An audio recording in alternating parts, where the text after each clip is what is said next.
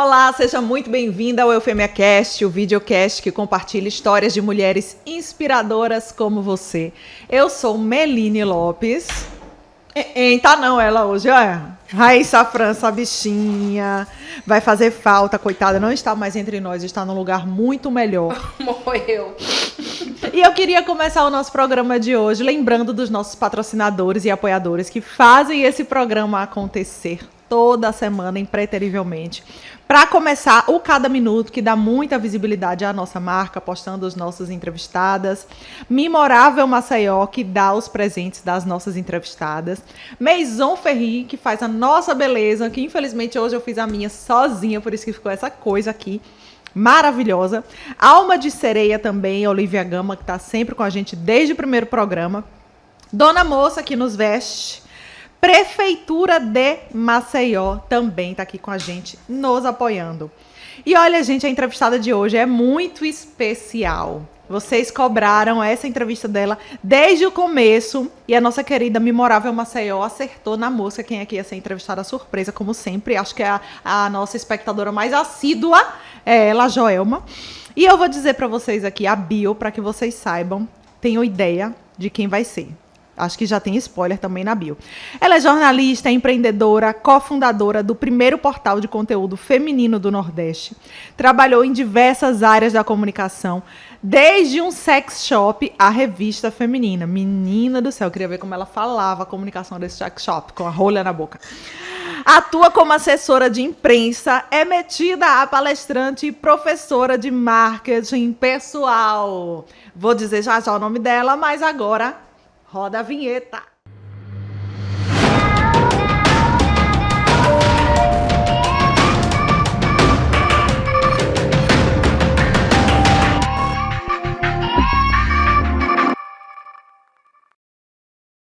Raíssa França! Olha eu! Seja muito bem-vinda, é muito um prazer enorme trazer Nunca me você conheceu, aqui ao né? estúdio. É, um prazer até porque eu já tô nesse estúdio, né, querida? Isso. E aí, meu Olha Deus. aí como a gente tá agora. Tá vendo que é diferente? Olha, eu vim em sua homenagem. É verdade. Agora que eu vim que a gente tá combinando. Tá pensando o quê? E foi inconsciente, viu? Não, o meu foi consciente. Não, o seu, mas o meu não. sim. Eu botei a blusa hoje só pra botasse. Olha só. Diga aí, querida. Menina, eu convivo contigo desde 2015 e eu não sabia que você tinha sido assessora de um sex shop. Eu não fui assessora, eu estagiei num sex shop. O que é que você fazia lá, querida? Pegava nas pirocas. Não. Então, o sex shop, na verdade, foi um estágio bem pequeno, né? Que eu passei um mês e pouco, mais ou menos. Precisava ganhar dinheiro, pagava bem, entendeu? E aí eu fui convidada pra trabalhar nesse sex shop. Eu produzia conteúdo pra rede social.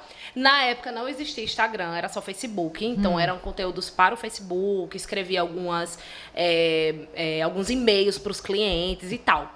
E assim, foi um negócio triste, porque eu não entendia nada, de nada, nada, nada. Eu tive que aprender tudo de rola, né?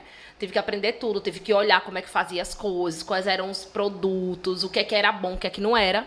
E experimentar tudo, no caso. Não experimentar, porque não tinha ninguém pra experimentar na época. E aí, o que foi engraçado foi que um dia eu trabalhando nesse sex shop, a vendedora saiu pra almoçar e falou: ó, Raíssa, eu vou sair pra almoçar, você fecha aqui a loja rapidinho. E eu volto, tipo, em 15 minutos, 20 minutinhos, eu tô aqui de volta. Pronto, foi suficiente. Minha querida, eu estou trabalhando na parte de cima da loja quando eu ouço aquilo, bem. Aí eu disse, velho, o que é isso? Eu tô arrombando aqui, vai ser um assalto, né? Aí eu fui lá embaixo, quando eu olhei duas mulheres. Aí eu, tá fechada a loja. Não, abra. Eu falei, deve ser um assalto, elas estão pedindo socorro. Aí quando eu abri elas duas, moça, é porque as pessoas não podem ver a gente, não sei o quê. Eu tô entrando aqui pra comprar umas coisas, não sei o quê. É o nosso horário de almoço, a gente veio rapidinho. Aí eu disse, sim, mas eu não sou vendedora. E eu, tipo, não entendia mesmo. Eu tava ali trabalhando, produzia conteúdo e tal, mas eu não tinha muita noção do que era bom, do que esquentava, do que, né? Menina, aí essas mulheres começaram a perguntar, assim, o que é que esfria, o que é que esquenta, o que é que arde, não sei o que é bom pra lubrificar. Eu disse, minha filha, sei não. Menina, a gente começou a olhar lá e eu não sabia de nada, não sabia vender nada, não sabia o que era o produto, o que é que não era. E elas lá desesperadas, resultado, não fiz a venda, né? Não fez? Não, porque eu não sabia realmente. Eu sabia, tipo assim, o básico do básico. E elas falaram, Tá vendo como é importante transar? Exatamente. Na época, eu acho que eu era virgem. Usar. Eu acho que eu era virgem. Tinha o quê? Vendido.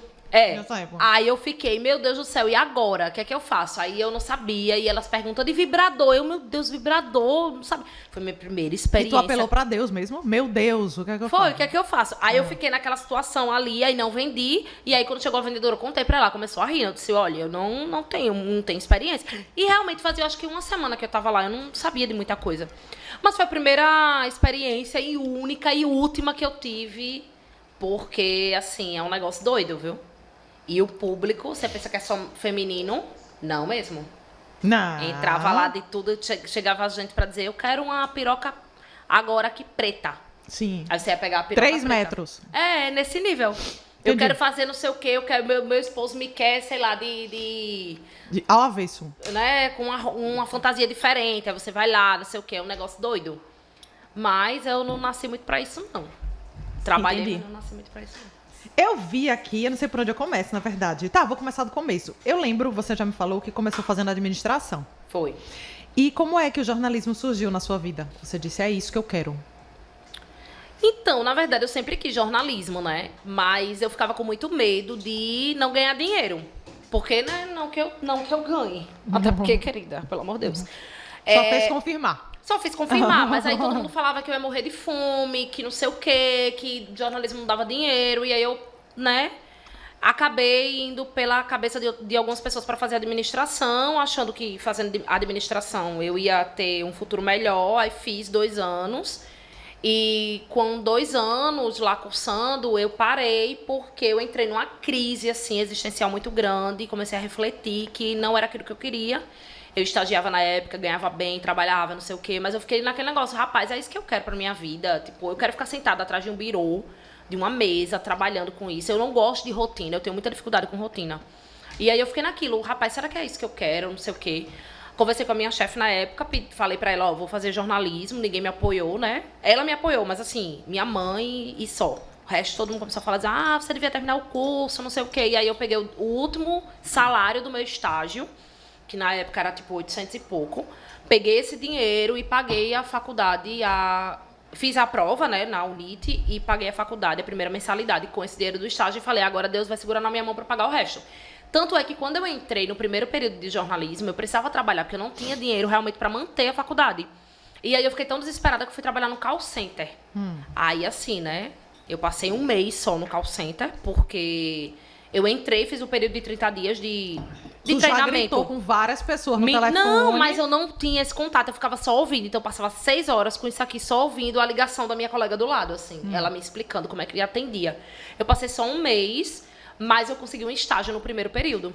Aí eu fui estagiar numa assessoria de comunicação que foi péssima, foi a pior coisa da minha vida.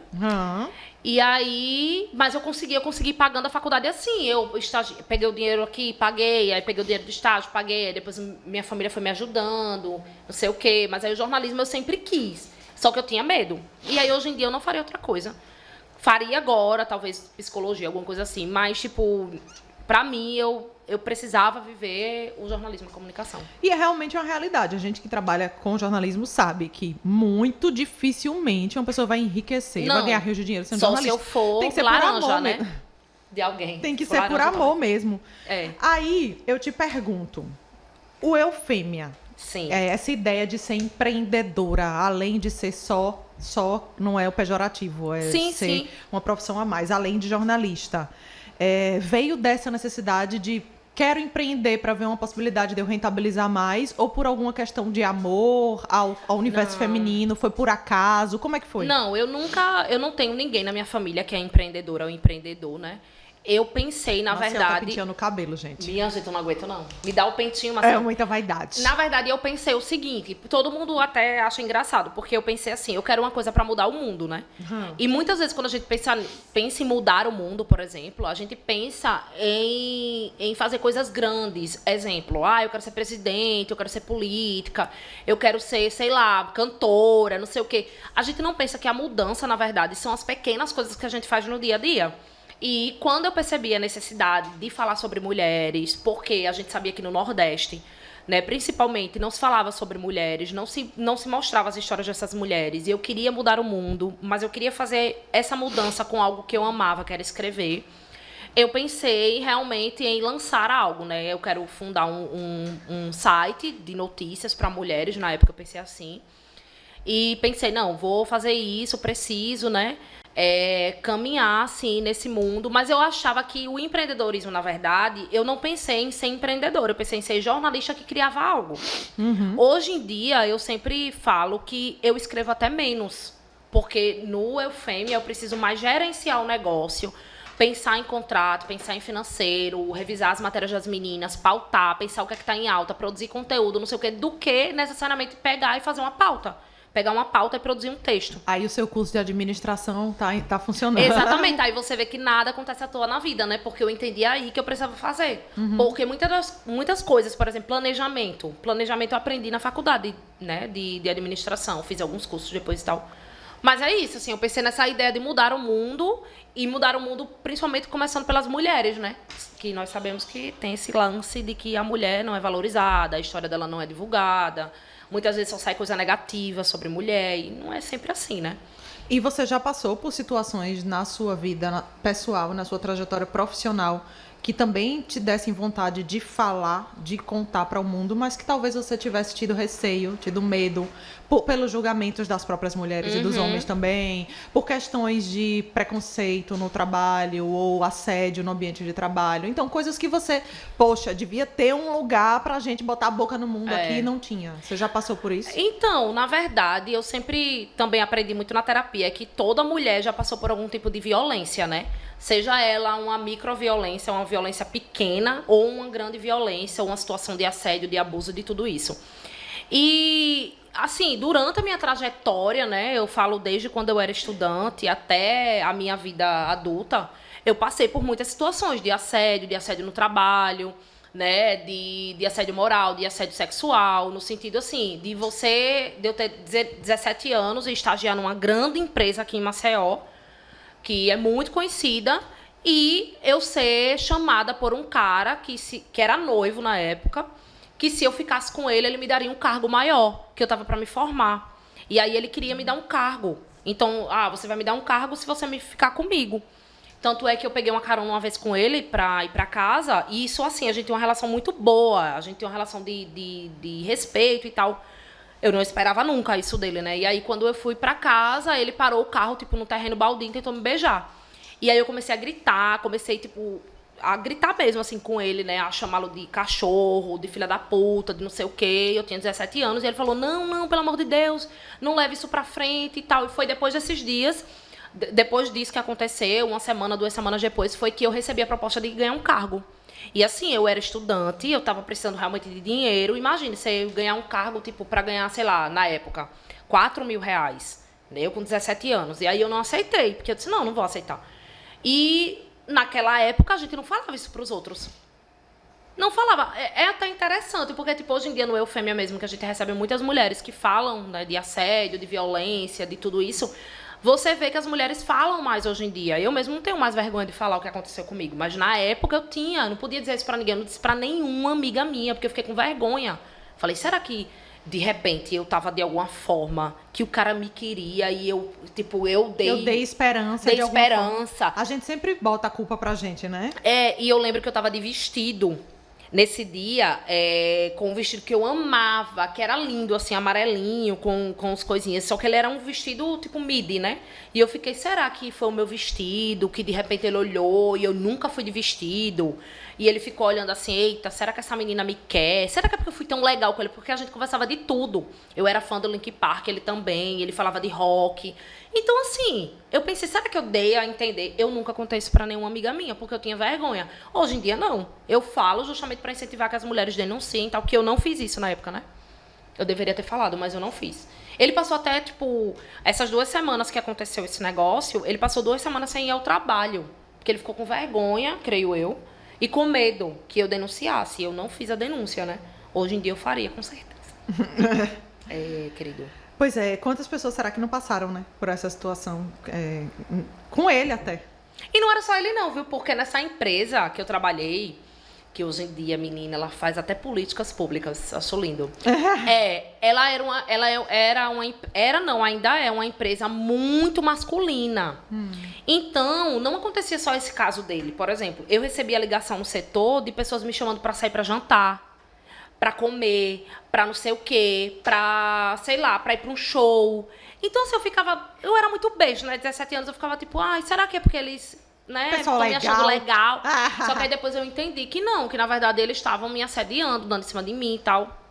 E tinha uma mulher no setor que ela me protegeu muito. Ela ficava dizendo, quando ligavam pra lá, falava, ela é de menor, para de fazer isso. Ave Maria. E eu não entendia, eu não sabia que isso era um assédio, que isso era uma coisa assim, que era grave, que era crime, né? Você vê como é importante a gente falar também sobre isso, porque a gente passa, às vezes, e não sabe que aquilo é errado, que é crime, né? Que não se pode estar fazendo essas coisas. E por falar nessas histórias, assim, que você tá contando, qual foi a que você lembra que mais te chocou, assim, já dentro do site, do Eufêmia? Alguma história que me chocou muito. Meu Deus, é porque tem muita história, assim, que já me chocou bastante. Eu acho que teve uma história de uma mulher que não precisa ser só negativa de assédio, mas pode ser muito bonita também, positiva. Meu Deus, tem muita história, assim, que eu acho fantástica. Pronto, eu vou contar uma história que eu não fiz a matéria, quem fez a matéria foi a minha ex-sócia, sobre uma mulher que ela estava precisando de uma vaquinha, ela estava fazendo uma vaquinha porque ela estava com um tumor na cabeça e ela precisava fazer a cirurgia, ela não tinha dinheiro. E aí a Niviane, na época, fez a matéria e tal, não sei o quê, a matéria foi muito bem repercutida. E, veja, essa matéria a gente fez em 2020. Eu encontrei essa menina numa palestra que eu fui dar agora no hotel. E ela falou, oi, tudo bem, eu sou a fulana. Usei o nome dela, né, que é a matéria. Eu sou a Ruth e tal, aqui vocês fizeram uma matéria, não sei o que, eu tô bem, eu tô viva, eu tô curada. Menina, eu fiquei assim, ela disse, eu queria lhe agradecer pessoalmente, porque vocês deram uma visibilidade muito grande. Ela contou que ela não conseguiu todo o dinheiro, ela conseguiu uma parte do dinheiro e que ela conseguiu fazer a cirurgia porque o médico disse que a outra parte ele custeava. Porra, que massa. Foi muito incrível, eu conheci ela. Ela é, assim, encantadora, eu até pedi pra ela... ela até pediu para que eu mandasse uma mensagem, né, para a Niviane para falar. Porque realmente, assim, foi uma coisa que eu não esperava. E a mulher estava, né, entre a vida e a morte e tal. E ela, aquele sorrisão. Aí eu fiquei muito feliz. Entre outras matérias também que a gente já fez que ajudou muito, principalmente vítimas de violência, né? Engraçado, como às vezes a gente pensa que, por ser o nosso trabalho, ser uma coisa tão rotineira, tão cotidiana, às vezes a gente pensa que, meu Deus, mas isso que eu tô fazendo é uma coisa tão trivial. Nada, né? Não faz nenhuma diferença na vida de ninguém. Mas faz, né? Faz muita. Faz tanto e incomoda tanto às vezes que você já chegou até perto de ser processada, né? Perto não, estou sendo. É porque processaram errado. Mas estou sendo processada, né? Porque, na verdade, eu sempre digo assim, quando a gente vai fazer uma matéria de violência contra a mulher, é muito complicado, porque envolve muita coisa, né? Envolve a mulher, que ela é a vítima, né, no caso, que é violentada, agredida, enfim. Envolve o julgamento da sociedade, porque a sociedade vai julgar, então os comentários nem sempre são legais, às vezes, né? Essa mulher procurou. Claro. Envolve o agressor. Mas o que ela estava fazendo na festa? Por que ela estava de roupa curta? Não é isso? Envolve o suspeito de agressão, porque o suspeito de agressão, ele vai querer se defender e vai dizer que não fez aquilo. Então, envolve um conjunto, tem a parte jurídica, não sei o quê. Então, eu sempre tenho muito cuidado, né? Para fazer essas matérias, assim, de violência contra a mulher, porque eu sei que não é só uma matéria. Nesse caso, especificamente, a pessoa não foi julgada, ela não foi condenada nem nada, né? Existem muitos casos muitos relatos, inclusive quando nós fizemos a matéria, depois de 2 dias, no mesmo dia, depois de 2 dias, a gente começou a receber muita mensagem de mulheres que disseram, eu fui vítima. Dessa mesma pessoa. Dessa mesma pessoa. Então, assim, uma pessoa que não tem esse histórico, ela não vai receber, entendeu? Ela não tem como ela inventarem algo contra ela. E aí, lógico, ele não gostou, né? Tá aí processando, mas aí processou outro site, tipo, que... Além de você. Porque a gente, na verdade, ele não processou. Ele processou o site parceiro, né? Uhum. E aí o caso ainda tá rolando. Mas eu não acho que é o primeiro. E nem vai ser o último. Porque, realmente, quando a gente fala de mulher, quando a gente vai falar de violência, envolve muitas questões. E quando a gente chega pra dizer que é de um site feminino, eles já acham que a gente tá fazendo isso pra incriminar eles, né? Quando, na verdade, a gente precisa ouvir os dois lados, que foi o que foi feito. Ouvi o lado da criatura e ouvi o lado da outra, né? Uhum. Então é isso, mas eu não acho que vai ser o primeiro nem o último, não. E eu tava falando dessa importância de você documentar as coisas ainda mais. Porque eu venho de um jornalismo onde a gente falava ao telefone. E agora, com o WhatsApp, facilitou um pouco as coisas para comprovar, tirar né? print, guardar áudios, faz tudo isso, querida, pra poder usar no processo, né? Perfeitamente. E a gente já tem 2 anos de site. E o que é que você imagina para os próximos anos? Riqueza, prosperidade, fortuna, 13º pra Rebeca. Ai, não tô brincando. Mulher, então, ontem foi essa pergunta que a minha psicóloga me fez. Beijo. A gente pode continuar? Claro, tá ali, ó. Tá na 18. Ah, tá, oi. De expandir. Né? De expandir o Eufêmia, na verdade. Eu penso em o Eufêmia ser conhecido em outros estados do Nordeste, porque a gente tem um público mais forte em Alagoas, mas a gente ser conhecida realmente nacionalmente, né? E também nos estados do Nordeste e tal, porque eu acho que é um trabalho muito importante para levar para outras mulheres. Todo mundo que eu chego, que eu digo, que eu vou falar do Eufêmia, se apaixona. Diz, ai, nossa, que massa. Até pela questão do pioneirismo, né? Nossa, que massa, a gente precisava disso mesmo, não sei o quê. E eu tenho, assim, às vezes, como você falou, às vezes a gente não tem ideia da proporção do trabalho. Então, quando eu tô, às vezes, para baixo, porque não é... né, eu sempre digo que você passa 30 dias com a mão na cabeça e um dia feliz no empreendedorismo.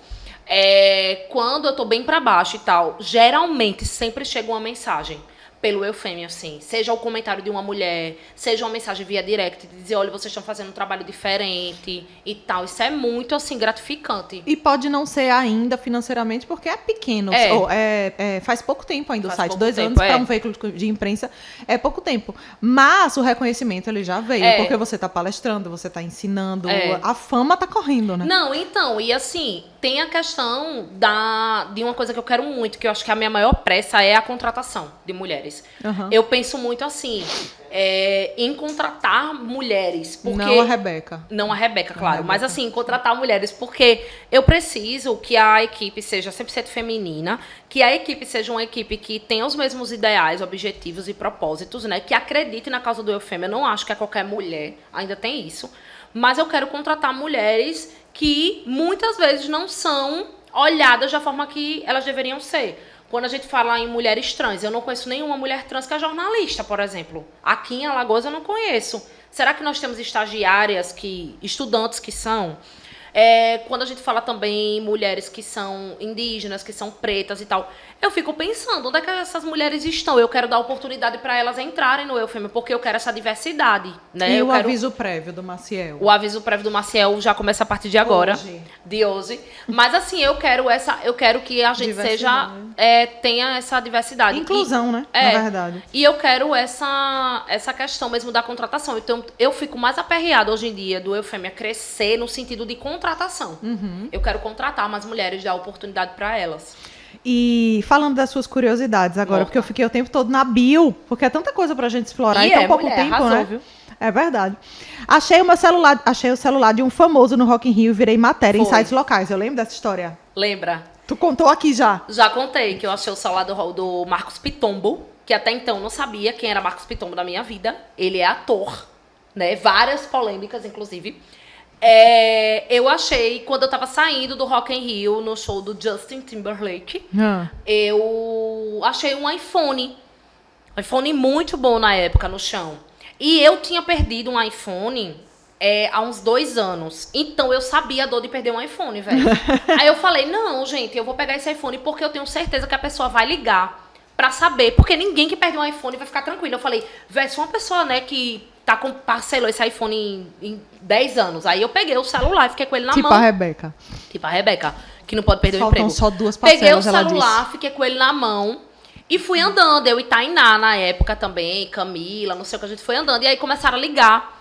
E a Tainá atendeu, aí era uma mulher, a mulher falou, venha logo, porque a gente tá indo embora, não sei o que. Resumindo, quando a gente ficou esperando eles chegarem, estava vendo 2 mulheres e ele. Aí ele chegou, aí falou, gente, muito obrigada, nossa, que bom encontrar pessoas honestas, não sei o quê. Aí a gente ficou conversando com ele. Não, ele, onde é que vocês acharam ele? Aí eu falei, ele tava no chão. Eu pensei que era uma pessoa que precisava muito e tal. Aí a minha amiga olhou pra ele e deu um grito, a Camila, porque noveleira é ela. Ela gritou, você é ator, né, e famoso. Aí ele sou. Aí eu, hã? Aí eu, como assim? Aí ela falou, você é o ator de não sei o quê. Aí ela falou lá, sei lá, a novela que ele tava fazendo.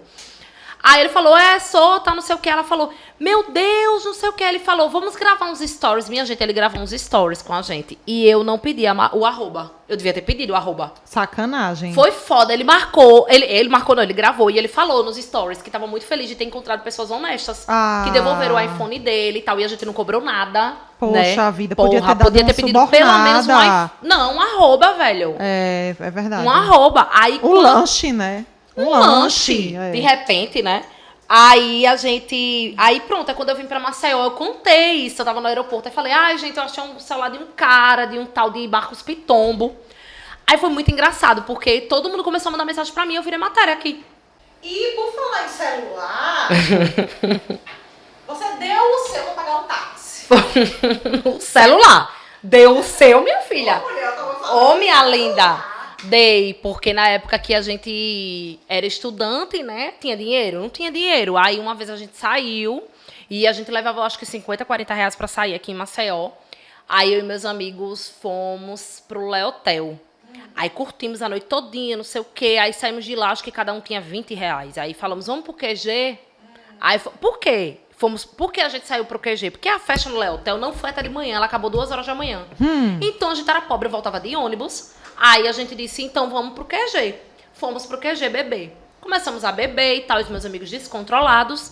Eu disse, gente, quanto é que vai dar essa conta aqui? Porque a gente tem pouco dinheiro. Juntamos, cada um, assim, juntando tudo, tinha tipo 80 reais. Eu falei, gente, só tem 80 reais pra pagar essa conta.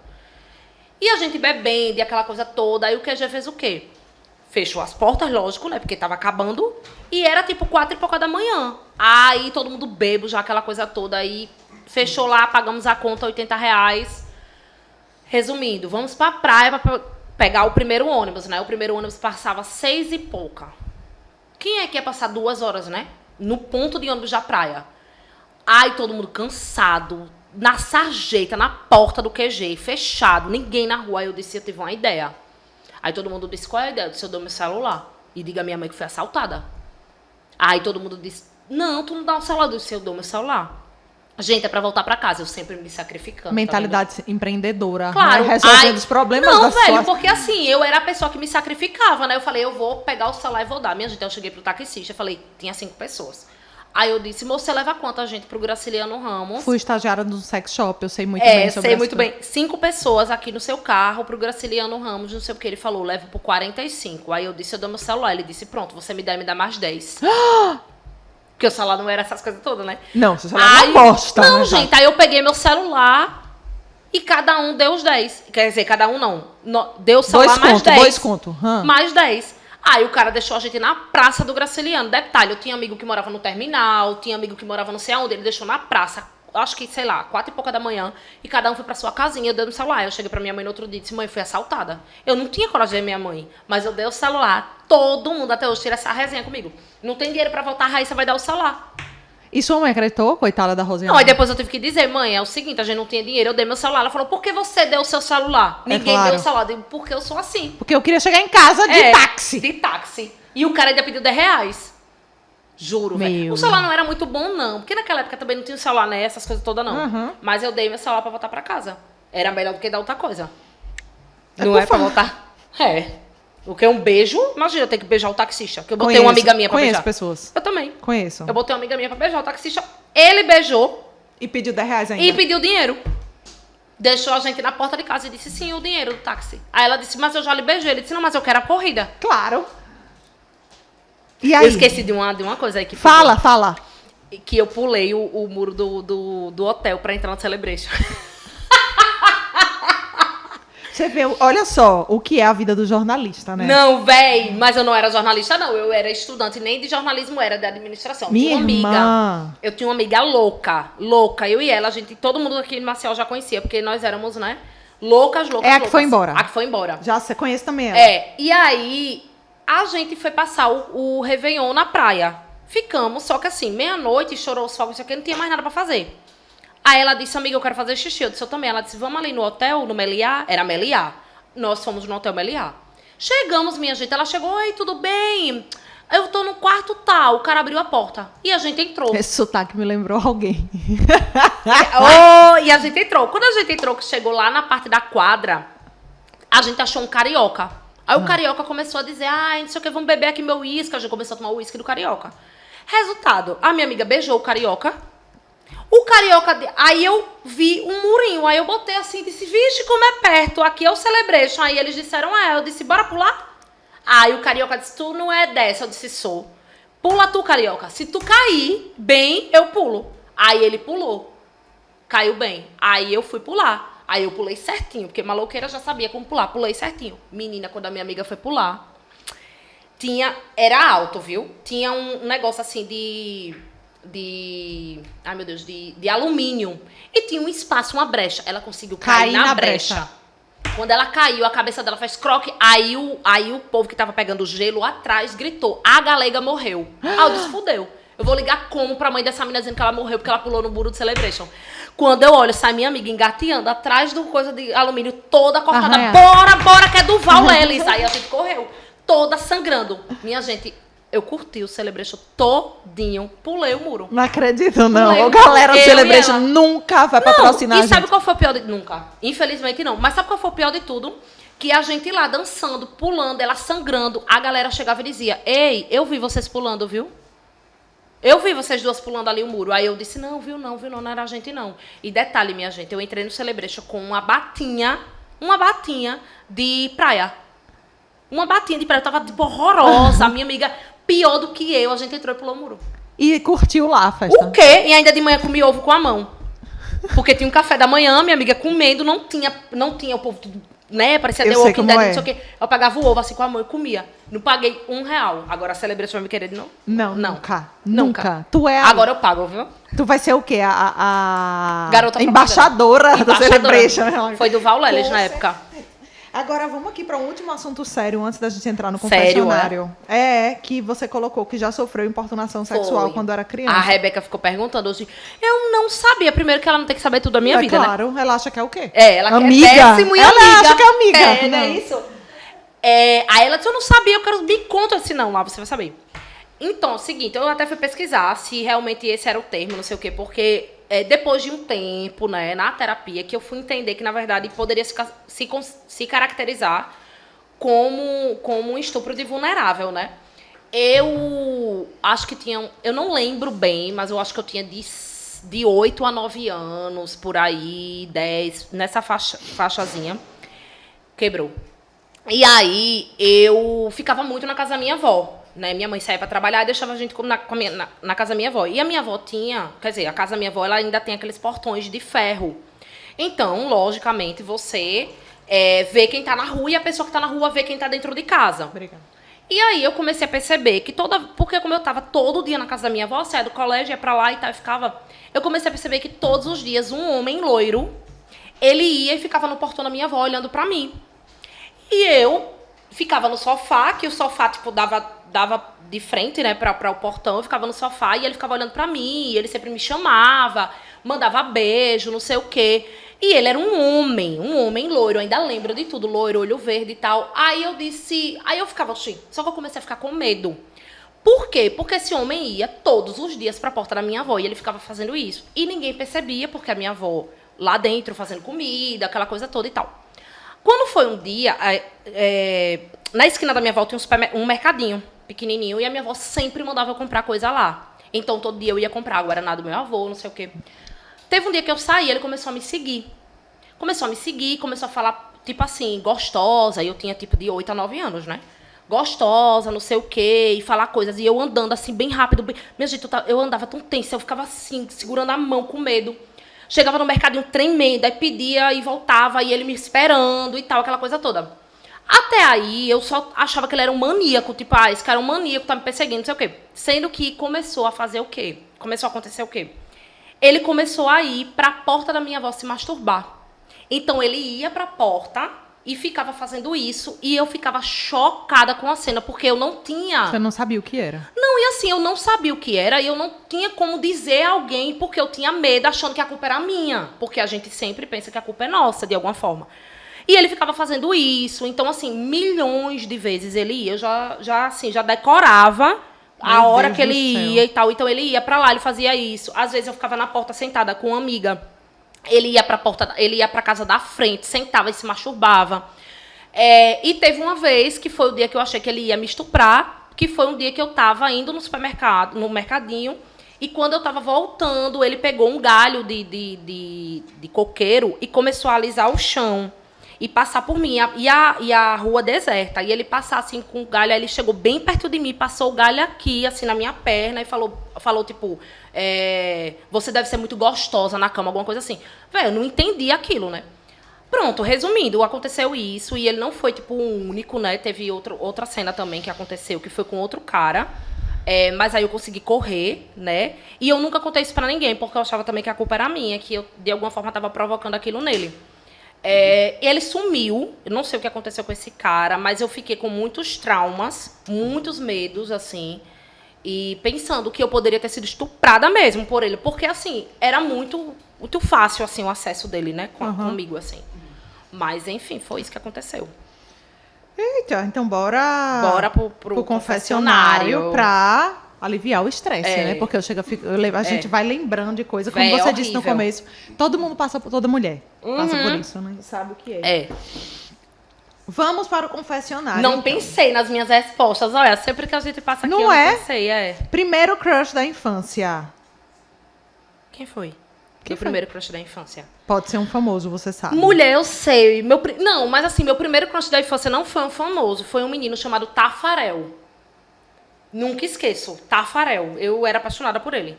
Achava ele lindo, não sei o quê. Ficava olhando pra ele. Ele era um menino, assim, da escola? Não, da rua. Da rua. Achava Tafarel maravilhoso. Ficava com o coração acelerado.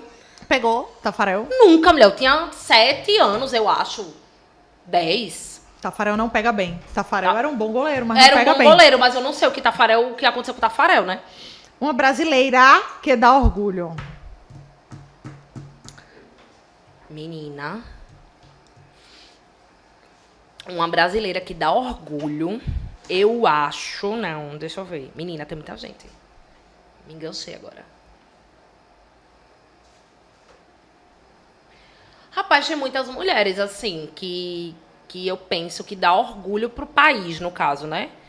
Mas eu vou na Luísa Trajano. Uma mania. Uma mania que eu tenho, falar sozinha. Né, Rebeca? Eu falo muito sozinha. O que é que você gostaria de eliminar do mundo?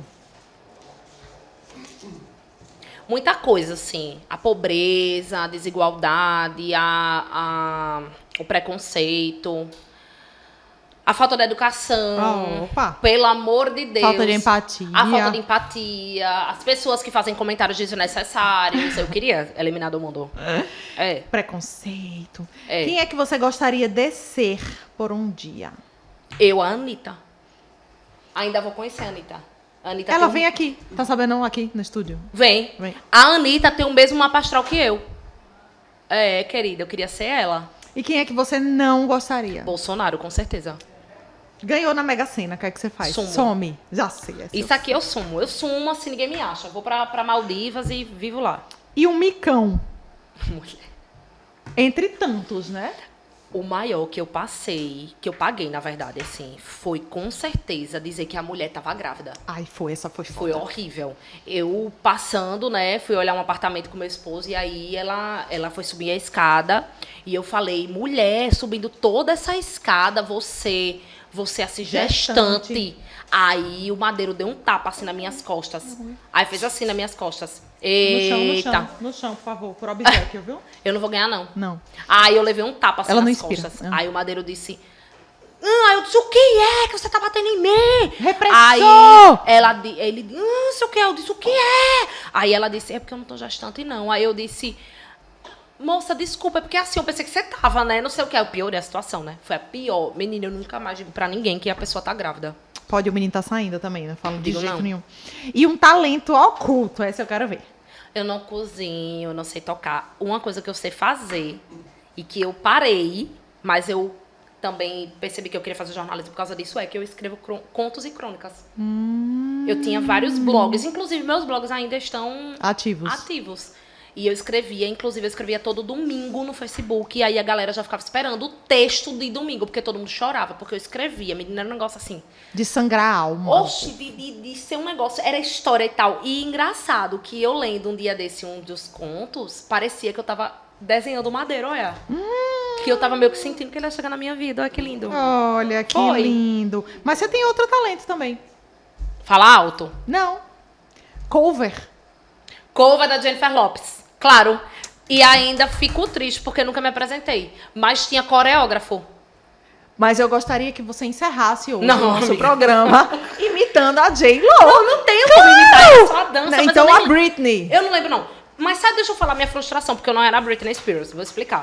Eu sou fã da Britney, né? E meu irmão Pedro também. O que é que ficou triste na minha infância? Eu não era branca pra ser a Britney. Então, quando eu dizia que eu queria ser a Britney, as pessoas diziam, mas você não é branca, não. Aí eu ficava triste. Porque se fosse isso, Porque você eu queria poderia ser a Britney. com Claro, certeza. aí eu queria ser a Britney, entendeu? Aí não deu pra ser. E aí um dia meu irmão disse, eu já sei como é que você pode ficar branca. Olha pra isso, minha gente. Pra ser a Britney, pra ser cover da Britney. Aí eu falei, como? Aí ele pintou meu cabelo de água oxigenada. Aí eu fiquei com o meu amarelo, pocado assim. E ele botou umas presilhas assim. Foi horrível. Foi horrível, horrível, horrível. Esse negócio feio. Mas eu era criança, né? Criança mesmo, então não tem muita noção. Mas eu... É porque o cheiro da terra pegou fogo, porque senão eu tinha me apresentado. Olha aí o episódio da gente. Arrasou, achei massa. Gostou? Foi bom? Agora Foi bom, eu vou pedir passou pro quê? rápido. Cadê? Onde é? Pra pessoa se inscrever, né? Sim, agora vamos encerrar juntas. É, se inscrever no canal, deixar o comentário, compartilhar o vídeo, né, Meline? É isso mesmo. E fazer o quê? O Pix que o Marcel tá recebendo. Ali, ó, tá com o celular Tá já com o celular conferindo. novo. É. A gente tá precisando do seu O Pix. saldo. É, tá precisando do Pix, até porque a gente precisa receber qualquer valor, galera. A gente tá precisando. O nosso caixa Acabou o tá biscoito. zerado. Acabou o biscoito. É, não tem dinheiro, vai Ó, comprar como? esse Então tá faz o mole. Pix, deixa o teu comentário, se O inscreve. biscoito tá mole e o cappuccino endureceu. Tá muito Tá difícil. Tá muito difícil.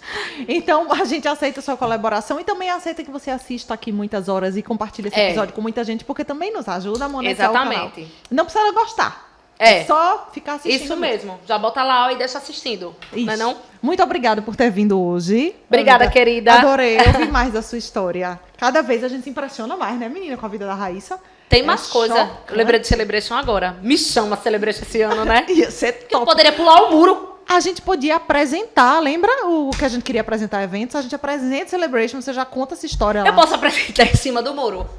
Aqui, ó. Oi, gente. Tô agora entrando no Celebration. Antigamente eu entrava assim, hoje em dia eu entro pela porta da frente. Oficial, É. Gostei. Celebration. Vamos mandar esse episódio pra ele. Pra assessoria de lá. Beijo. Um beijo. Tchau.